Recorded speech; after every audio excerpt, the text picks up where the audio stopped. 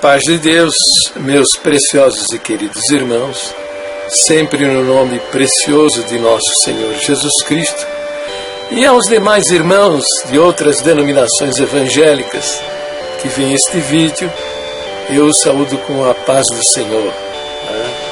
Muito bem, então vamos continuar na sequência dos vídeos, falando de missões, na obediência de Cristo, na obediência do mandamento, de maneira expressa, de maneira imperativa, no momento mais glorioso do cristianismo, que é a sua ascensão aos céus, após a ressurreição, subindo para a glória.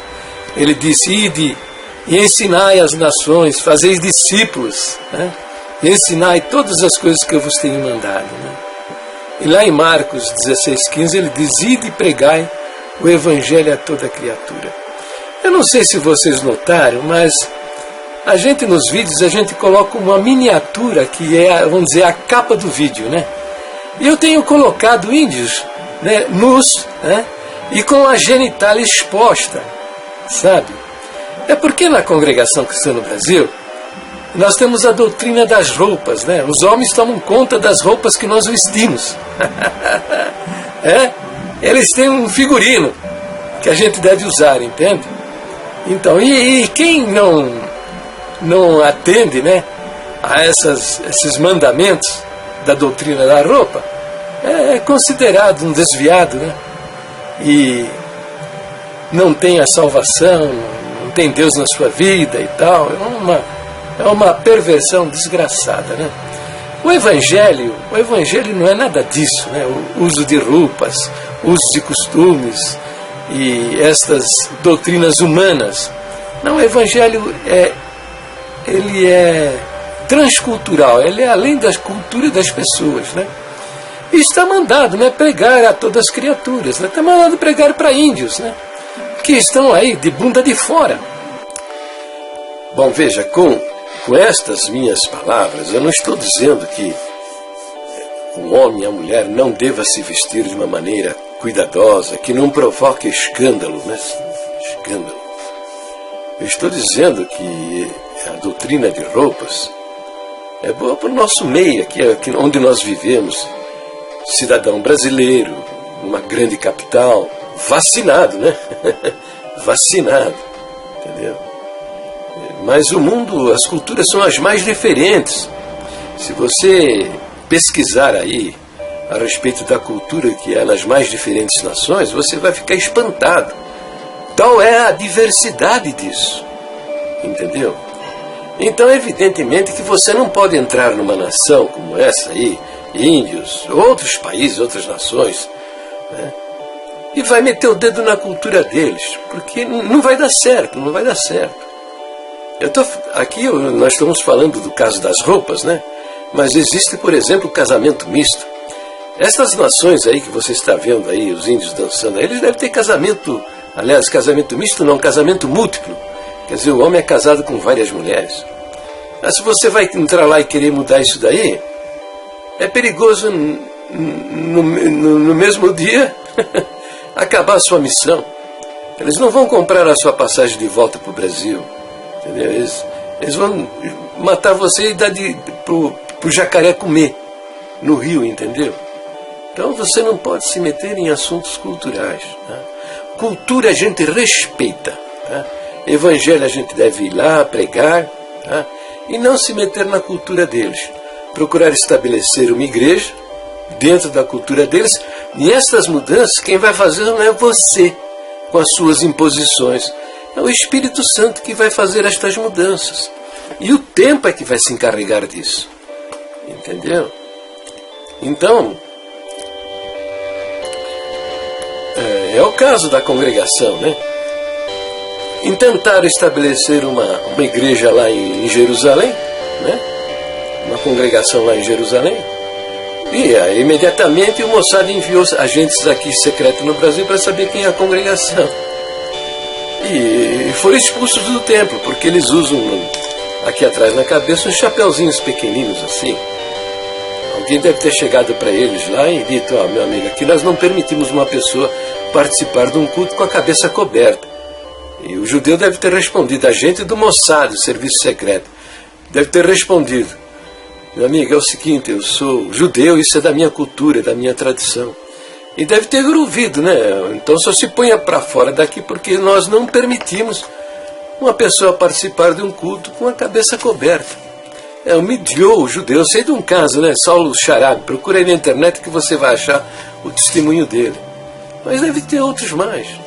O cara meteu num relatório. Isso foi lá pro Mossad lá em Jerusalém. Né? O general lá leu isso daí e falou: quando esse pessoal chegar aqui para construir esse templo, vocês me avisam que eu vou mostrar para eles quem está na verdade. Eu vou mostrar para eles que aqui não é bem desse jeitinho aí não, né?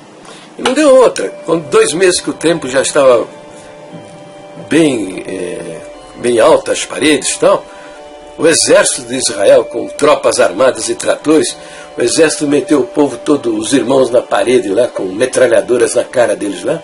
Quem abrisse o bico tomava bala na cara. Eu conto isso daí nesse vídeo aí, ó. Você examina esse vídeo. Por quê? Não respeitar a cultura dos povos, né?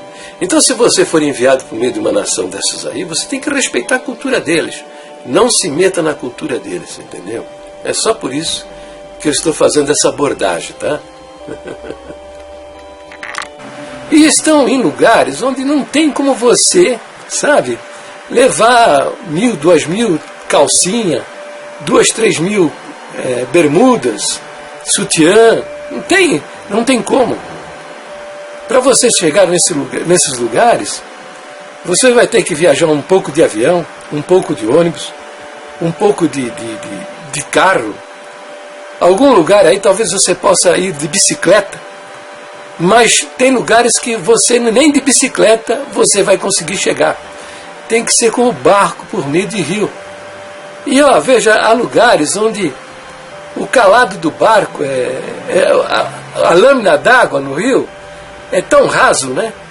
Ele é largo, enorme, é muito largo, 2, 3 quilômetros de largura, mas ele tem uma lâmina d'água de 2, 3, 10, 12, 15 centímetros.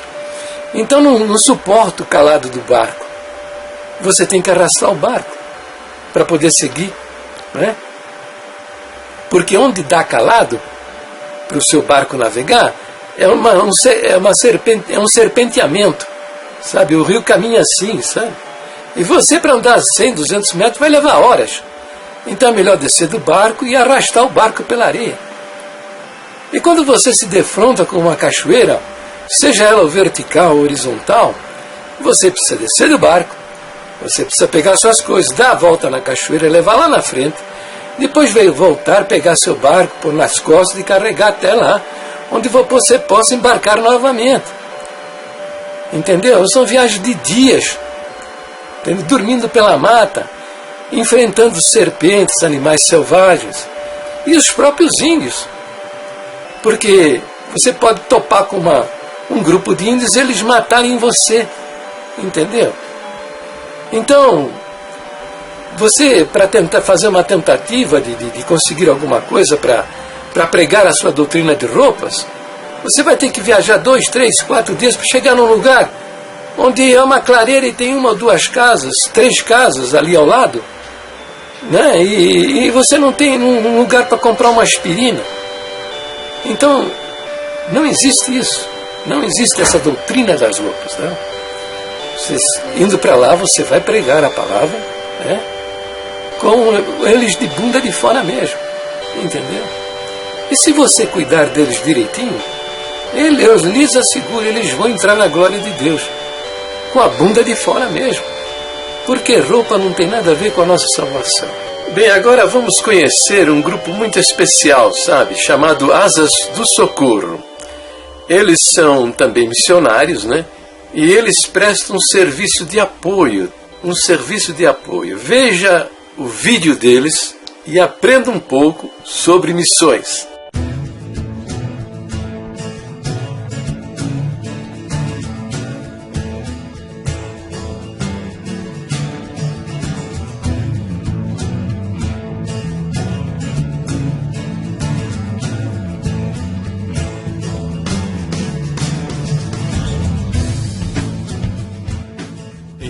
Em 1955, 2 pilotos americanos enviados pela Mission Aviation Fellowship, MAF, dos Estados Unidos, vieram para o Brasil com o sonho de iniciar o Ministério da Aviação Missionária no país.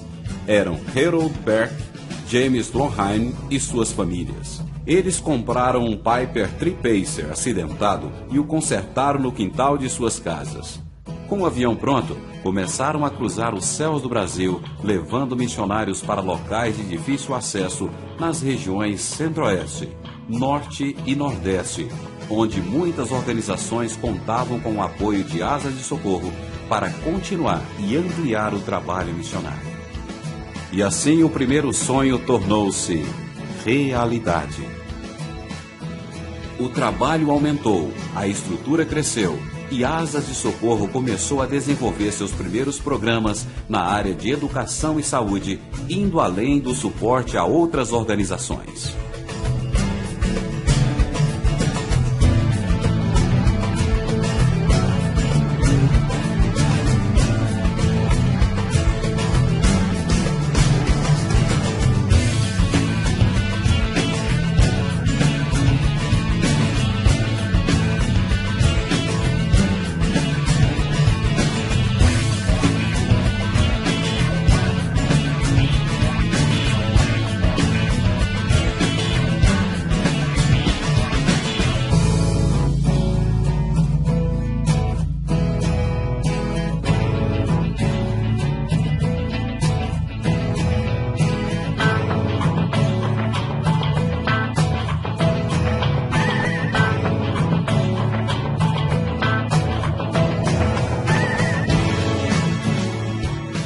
Somos 6 bases, 138 pessoas, 6 aviões em operação e 4 aviões para treinamento, um barco, 2 unidades móveis de saúde e 15 programas de apoio e desenvolvimento.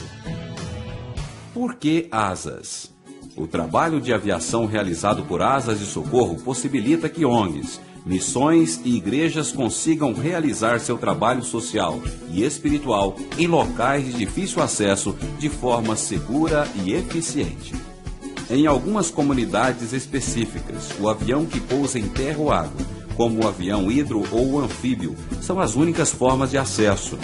A sede administrativa de Asas de Socorro fica em Anápolis, onde também está a Escola de Aviação e uma das oficinas de manutenção aeronáutica.